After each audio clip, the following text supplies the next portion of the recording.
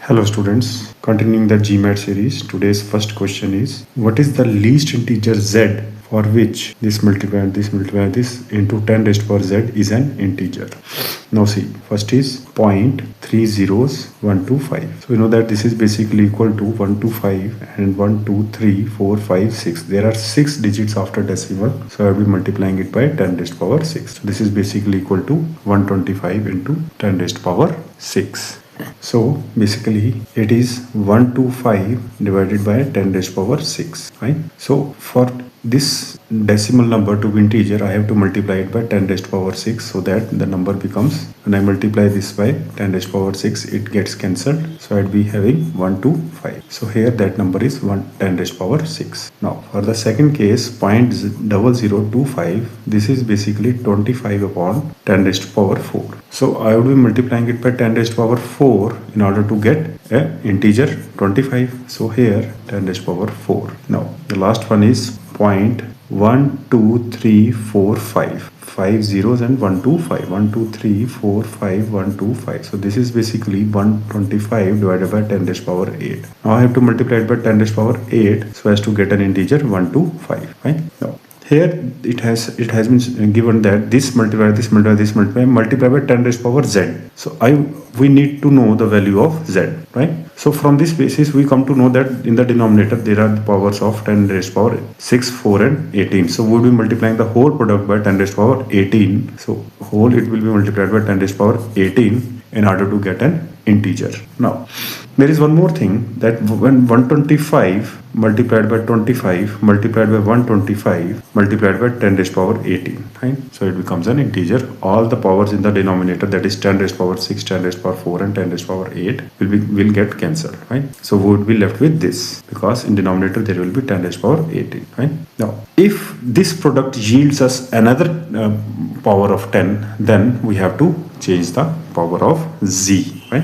But we know that the unit digit of all these is 5, and for 5 to get converted into 10 we need another 2, and since all these are odd, so there would be no 2 available to change this power. So the final power of z will be 18 in order to make it a integer, so that the denominator which is having 10 raised to power 18 will get cancelled and you will have an integer. But if one of these numbers would have been even, the scenario would have been changed. For this particular question, the answer is A and not minus 18, right? Because it is in product. So as it will yield 10 raised to power 6 in the denominator, this will yield 10 raised to power 4, this will yield 10 raised to power 8 in the denominator. So to cancel out, to get an integer, we need 10 raised to power 18 in the numerator. So that is what he has asked, multiplied by this in the numerator and raised to power z. That z should be equal to 18. So cancel out this and you will get an integer. The average arithmetic mean length per film for a group of 21 films is t minutes. If a film that runs for 66 minutes is removed from the group and replaced by one that runs for 52 minutes, what is the average length per film in minutes for the new group of films in terms of t? Now see, whenever we are given a question of average, we know that average or arithmetic mean is equal to sum of all observations, right, divided by number of observations, right? So whenever we are given these two things, we can find the sum of all observations. Now here average has been given as, average for a group is 20, for 21 films is t minutes. So arithmetic mean is t, and we don't know the sum, so I'll write just sum divided by number of observations, that is 21 films are there. So this is like this. So this implies sum will be equal to 21t. Now the other condition arises that if a film that runs for 66 minutes is removed from the group and replaced by one that runs for 52 minutes. So replacement is, now new sum will be equal to 21t minus 66 plus 52, because this has been removed. So from the total sum, a film of 66 minutes have been removed and a film of 52 minutes have been added, right? So this basically becomes 21t. So this is 52 minus, so this will be 40 minus 40. Now since number of observations, this is the new sum, right? Now number of observations, now after out of total observed number of films 21, one has been added and one has been removed and one has been added. So total number of observations will remain the same. So he is asking you the average length per film for the new group of films. So that will be 21t minus 14 divided by 21 time. Now splitting the LCM will get 21t divided by 21 minus 14 by 21. So this will be 21 and 21 gets cancelled. So these two both are multiples of 7. So this will be 7 2 ja 14 and 7 3 ja. So new average length per per film in minutes in terms of t will be t minus 2 by 3, and the right option will be option number B. Right? An open box in the shape of a cube measuring 50 centimeters on each side is constructed from plywood. If the plywood weighs 1.5 grams per square centimeter, which of the following is closest to the total weight in kilograms of the plywood used for the box? 1 kilogram is equal to 1000 grams. Now, since it has been given that this is an open box, so we'll first draw the figure of a cube. Cube is having each side a square and cube has each of its length equal. So this is an open box. So this means this is not covered. So basically we have 4 sides on this and 1 bottom. So total 5 sides. And length has been given as 50 centimeters. So each side will be 50. Right? So area of one face will be equal to 50 multiplied by 50. Or we can simply calculate that the total surface area is 6L square. Right? So one will remove. So 1L square will be subtracted and that will be 5L square. So this is 2500 centimeter square. Now 5 multiplied by 2500 will be equal to the total surface area and not including the top, because it has been specifically mentioned that this is an open box. So this will be 12500. Now if the plywood weighs 1.5 grams per square centimeter. So per square centimeter the plywood is weighing 1.5 grams. So 12500 will be weighing 1.5 multiplied by 12500 divided by 10. So this is 12500 multiplied by 15. So 12500 multiplied by 15 is 18750 grams. Because this is grams per square centimeter and this is centimeter square cancel. So this is now in grams. Now 1 kilogram is equal to 1000 grams. We know that. So the answer options are in kilograms. Right? So we'll divide this by 1000. So we're getting 18.75 kgs. Now, we have been given to find the approximate value. Right? So that will be, which is the closest to this one? So that will be 19. 18.75 is closest to 19, as the second option 13 is far much away from that. So the right option is option number E.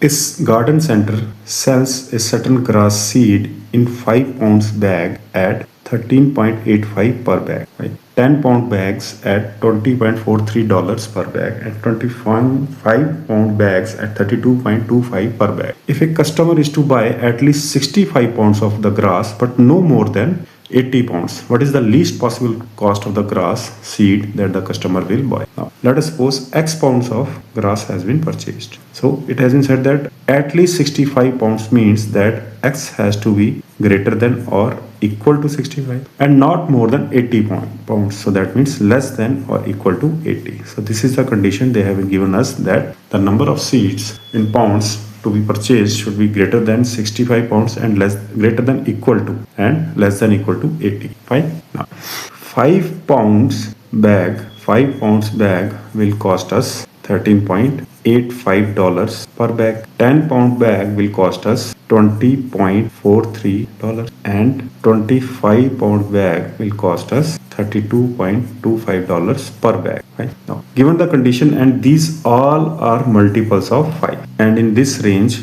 the total number of pounds that can be purchased will be 65, 70, 75 and 80. Right? No other combination will be possible because all these are multiples of 5. So we would write over here 65, 70, 75 and 80. Now we'll try different combinations for this to get the total 65, 70, 75 and 80 pounds. Here we will write 25 pound bag, then 10 pound and in last 5 pound bag. Right? So we will try to make it in a tabular form as it is easy for us. Right? So this is that table, and in last we will write total amount. Right? So now 65 pounds, it can be achieved if I purchase 2 pounds of this yielding to 50 pounds, then 1 bag of 10 pound and 1 bag of this. So this will be 25 into 2, 50 plus 10, 60 and 65 pounds. Right? Now if I calculate the cost of 25 pounds 2 bags, so that will be 32.25 multiplied by 2 plus 20.43 into 1 plus 13.85 pounds. So this will be equal to $98.78. So we'll be writing over here $98.78. Right? Now say this is also an option number C. Now second, 70 pounds can be achieved if I purchase two 25 pounds bag and two 10 pound bag. So that will be 25 into 2 is 50 plus 20 is 70 pounds. So that will be 32.25 multiplied by 2 plus 20.43 into 2. So the amount will be equal to $105.36. So $105.36 with this combination. Now the next is $75. So it can be achieved if I purchase 3 25 pound bags, 25 into 3 75 pounds. So the amount will be 32.25 multiplied by 3. So that is equal to $96.75. So this will be $96.75 in this case. And the last one is 80 pounds. So it can be achieved 25 into 3 is 75 and 1 5 pound. So that will be 80. So that the cost will be 32.25 into 3 plus 1 pound cost is 13.85. So this you have calculated earlier. So this is 96.75 plus 13.85 and this comes out to be $110.60. Right? So this will be $110.65. So now what the question has asked, what is the least possible cost of the grass seed that the customer will buy? So in all these cases, the least is in case of 96.75. So the right option is option number B. Right? And if it has been asked that how much of pounds also, that will be 75. Now we'll do some analysis for this. Now there would be some other combinations also. Let us suppose we have the combination for this. For this 25 into 2 is 50. If we remove this and or have it 1 pound, so this will be 25 into 2 plus 10 into 1. Plus I can have 5 into 2, 5 pounds, 2 bags. So this is 50 plus 10, 60 plus 10, 70. So we will calculate for this. So this will be 32.25 into 2 plus 20.43 plus 13.85 into 2. So this will be equal to $112.63. So all other combinations will be far much greater than what we have calculated for 25 pounds, 3 bags, $96.75.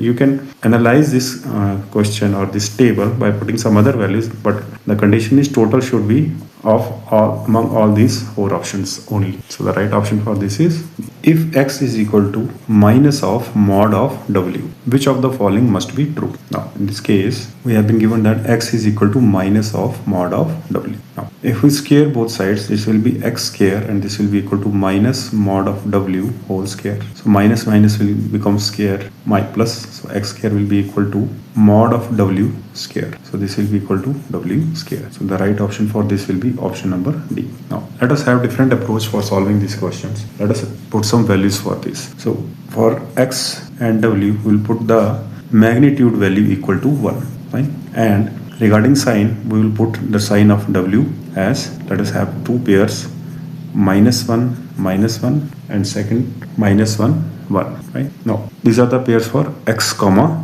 w. Right. Now in the first case, x equal to -1 is equal to minus mod of -1. Right. So now the first option is x is equal to minus w. So x is equal to minus of w. So here it will be -1 and this will be minus of -1 will be -1. Right. But here we have been given another one, so it will another minus. So this will be -1 equal to -1. So this condition is followed. Now we will try it for this pair. -1 equal to minus of 1. So this will be equal to -1 into -1. Right. Now the second option is x is equal to w. So we will put value -1 equal to -1. But here it is mod of minus of mod of w. So this will be, the value is -1 minus mod of -1. So this will be -1. Right. Now in the third case, x square. So this will become 1 and in the right hand hand side it will be minus of minus 1. So this will be minus 1. Now in the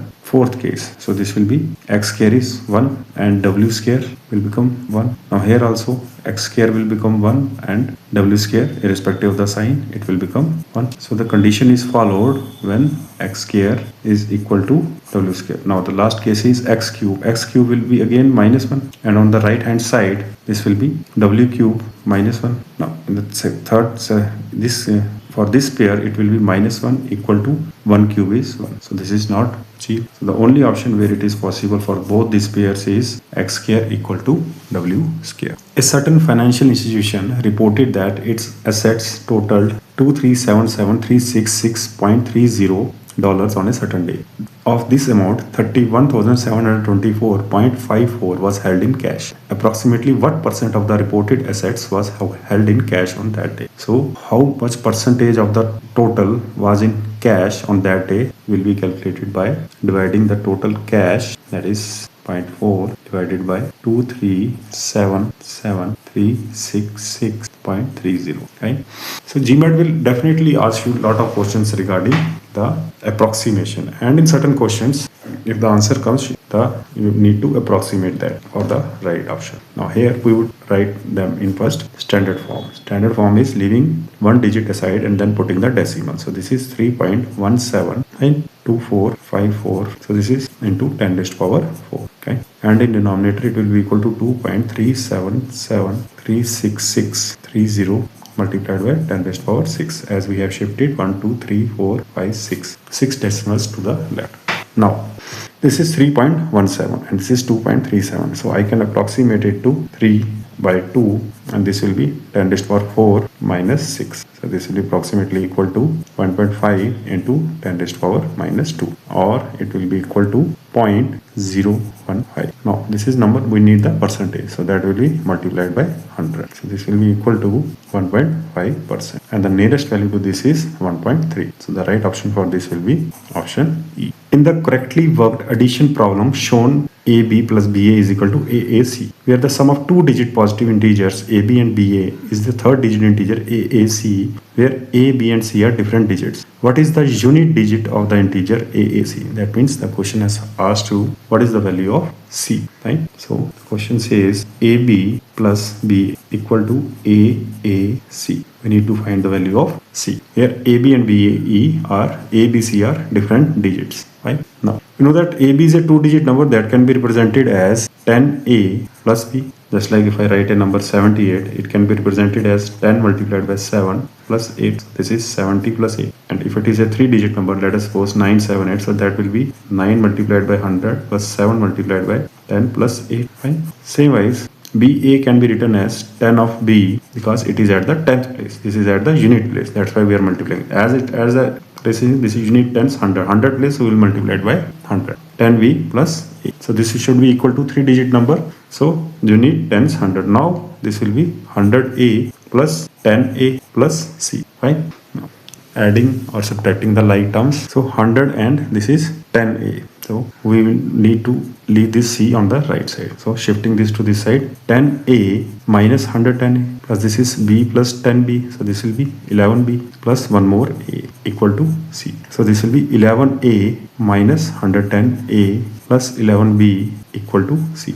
So 11A minus 110A will be minus of 99A plus 11B equal to C. Now if I take 11 common, so this will be B minus 9A equal to C. Right? Now this means that B minus 9A, there are two things we must analyze over here, that this is a multiple of 11 and B minus 9A is equal to C by 11, or this must be multiple of 11. Now in what cases this can be multiple of 11? We know that if it is divisible by this. Right? Now putting the value of B, and so that's why as to get this as 0, right? So this will be, I can put the value of B equal to 9 and the value of A equal to 1, right? In that case this will be 9 minus 9 into 1 will be 0, right? Now we got the value of A as 1, so this will be 1, 9 and 91. So the total will be 0, 1, so this will be 110. Right? Now the value of C which satisfied this will be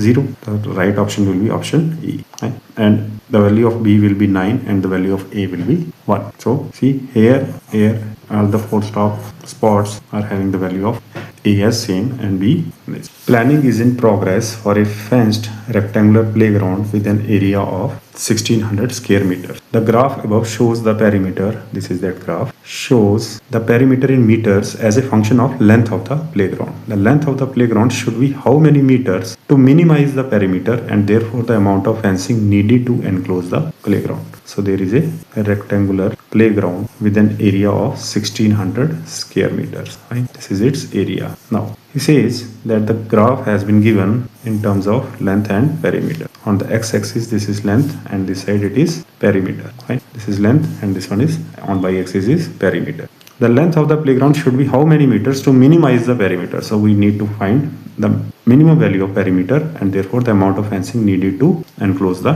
playground.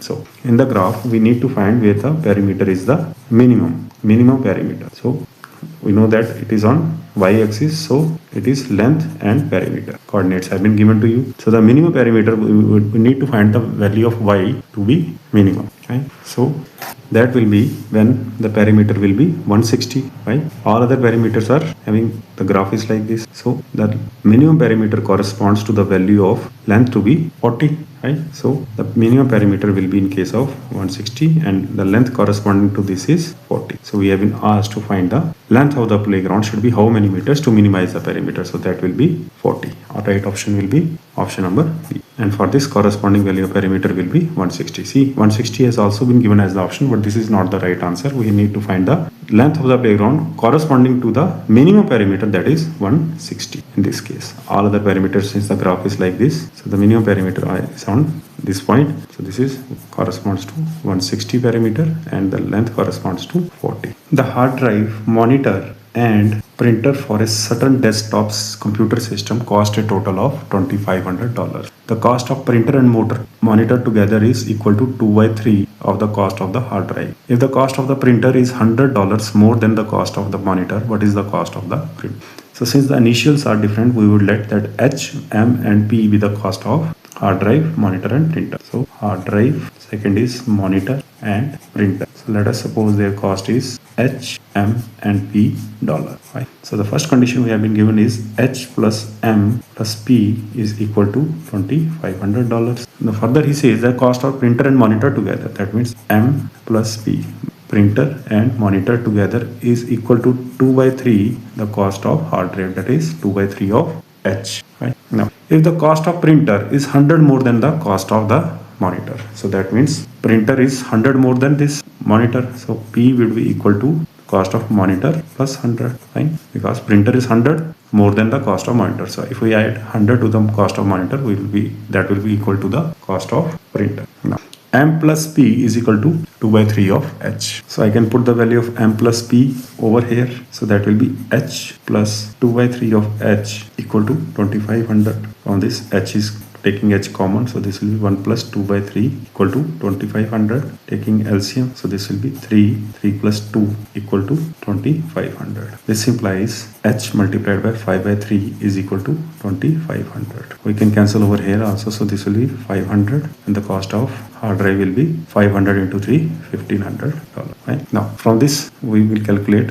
M plus P, the cost of monitor and printer together will be 2 by 3 of 1,500. So that will be 3,500. From here also we can, that since the total is this, so M plus P will be $1,000. Now so P is equal to M plus 100. We need to find the cost of printer, so we will make the equation in terms of printer. So M will be equal to P minus 100. So P minus 100 plus P will be equal to 1,000. So this will be 2P and in this side it will be 1,100. So the cost of printer will be 1,100 divided by 2. So this will be $550. $550 is the cost of printer. So right option is option number C. Now let us suppose we have calculated the cost of hard drive, which is 1,000 and the cost of printer is 550. If it has been asked to find the cost of monitor also, so that will be 450, right? Because printer cost plus monitor cost is 1,000, which is 2 by 3 of H. We have already calculated this. Now this condition you need to check.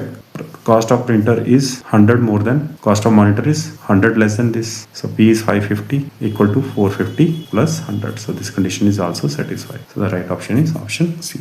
Given the inequalities above, which of the following cannot be the value of R? So we have been given that mod of S is less than equal to 5 and 3R is less than equal to 4S plus 5. So we need to find which of the following cannot be the value of R. Now, since mod of S is less than equal to 5, right? So we can write that S is greater than equal to minus 5 and less than equal to 5. Right? How this came? So we know that in mod we consider both the values positive as well as negative. So one is S is less than 5 and second is minus S less than 5. Now this is less than equal to 5, right? This portion. Now multiplying both sides by minus, we will get S. When we multiply the inequality by the negative sign, we need to change the sign. So this is like this. So S is greater than minus 5, greater than equal to. So we have combined these both inequalities to write S is greater than equal to minus 5 and less than equal to 5, right? Now we will try to make this inequality from this. Now here it has been written 4S. So multiplying this inequality by 4S, I will be getting 4S greater than equal to minus 20 and less than equal to 20 because 4 is positive. So there is no change of inequality. Now adding 5 to both sides. So this will be 4S plus 5 greater than equal to minus 20 plus 5 and here it will be 20 plus 5, right? So this will be, this inequality will change to 4S plus 5 greater than equal to minus 15 and less than equal to 25, right? But we have been given that 4S plus 5 is greater than or equal to 3R, right? Now let us evaluate these two inequalities. First is, in both cases there is 4S plus 5. Now 4S plus 5 has to be greater than minus 50 and less than 25, right? So this is the range for 4S plus 5. From the second inequality, it has been given that 4S plus 5 has to be greater than or equal to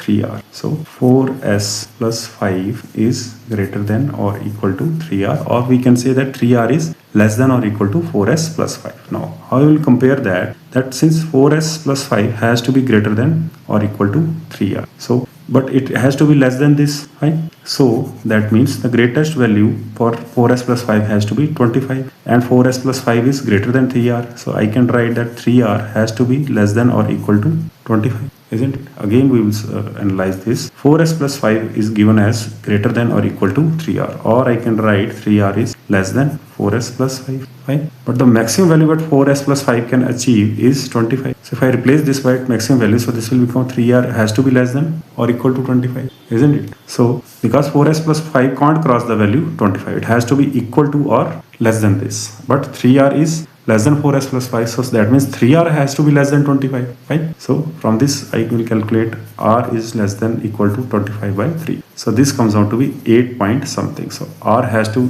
have this value which is less than this. So now we'll try to see which value. See, this can be achieved because it is less than this, so it can go to the number line to the negative side. Minus 5 also, there is only one value. 5 will also satisfy, 0 will also satisfy, but 20 will not satisfy this, that R has to be less than 8 point something. So that is beyond that. So the only value which R cannot have is R is cannot have value equal to 20. So right option for this is option E. Now one more point to be considered over here is that 4S plus 5, the limiting value is this. But for 3R, the only condition which has been given to us is that 3R has to be less than equal to 4S plus 5. So maximum value of 4S will be plus 5 will be is 25. So there is a condition for this, that 4S plus 5 will be between minus 5 to 25. But let us suppose we have the value of 4S plus 5 over here as minus 12. Now 3R has to be less than 4S plus 5. So R can move to this side. So there is no point of confusion that my R cannot take this value minus 20. It had, the only condition is if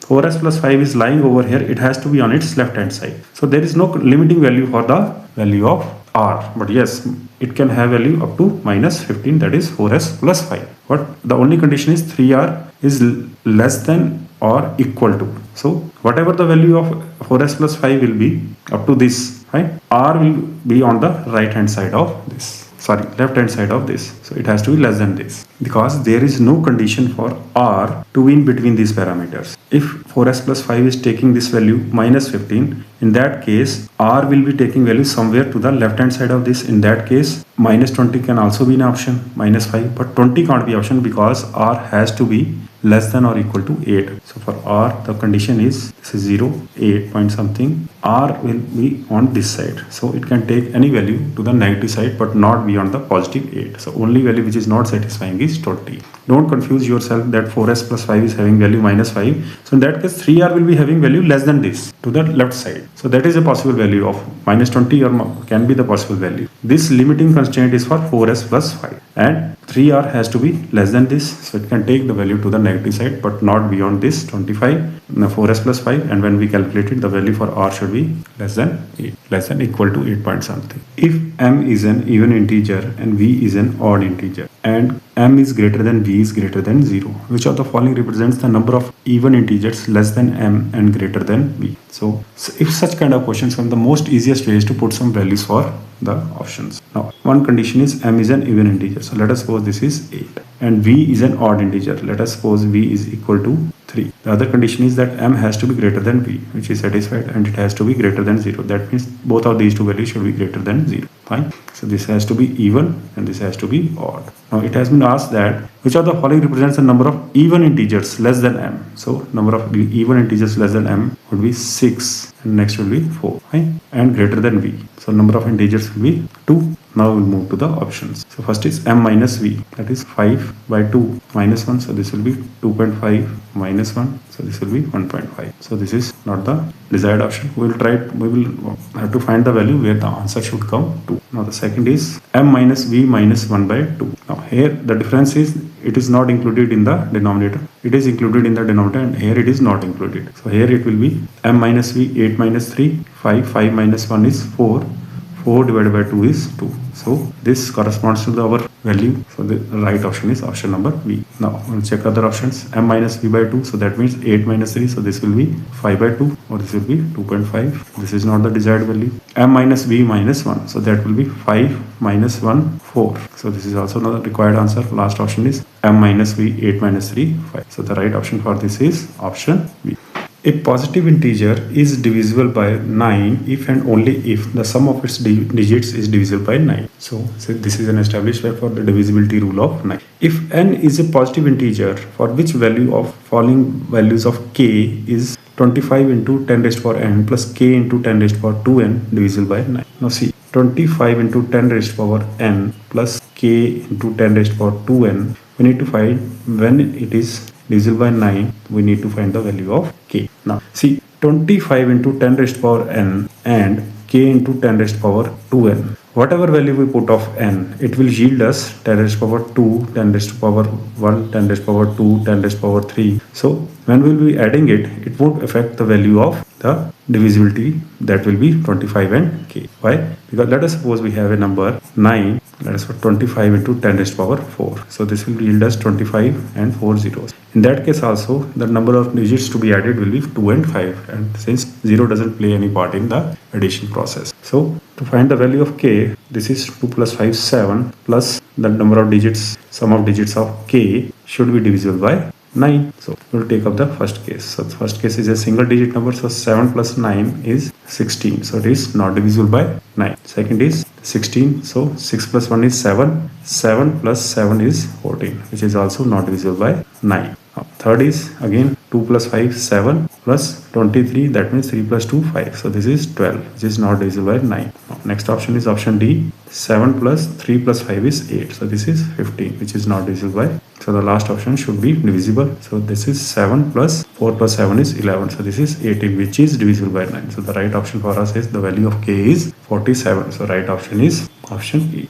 This is independent of the value of n, as 10 raised to power n or 2n doesn't contribute anything with the divisibility part. Right? Today's lecture up to this. Thank you. Bye bye. Take care. Try to make your concept strong and try to work on inequalities. Gmat generally asks very good amount of questions from inequalities. If you want, you can study it from 8th, 9th, 10th math. You must study first to make your concepts good. as you have been very much away from during your 11th and 12th and graduation time. And second thing is you must read between exercises. That is where the concept lies, and it will make your concepts very much strong. Thank you. Bye bye. Take care.